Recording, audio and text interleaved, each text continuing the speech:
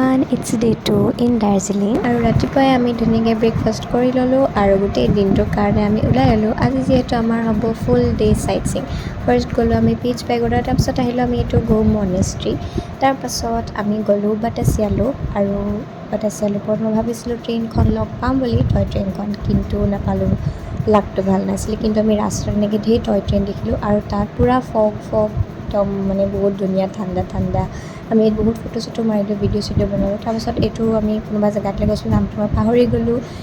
আৰু আমাৰ চাইট চিঙৰ last point হৈছে জু।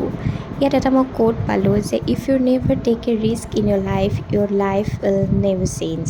গ্ৰেট। আৰু সেইকাৰণে আমি বহুত কিবাকিবি ৰিস্ক লৈ মেলি গোটেই জীৱ জন্তুবোৰ চালোঁ জুখনত। বহুত ধুনীয়া কিউট চৰাই আছিলে, বাঘ চাঘ ঢেৰ কিবাকিবি আছিলে। আৰু আমি আবেলি এনেই ওলাই গ'লোঁ কাঞ্চনজংঘা ভিউ পইণ্টলৈ, কিন্তু আমি একো ভিউ নেদেখিলোঁ বাৰু। আৰু দিনটোৰ শেষত আমি ম'ম'ৰে দিনটো সামৰণি মাৰিলোঁ।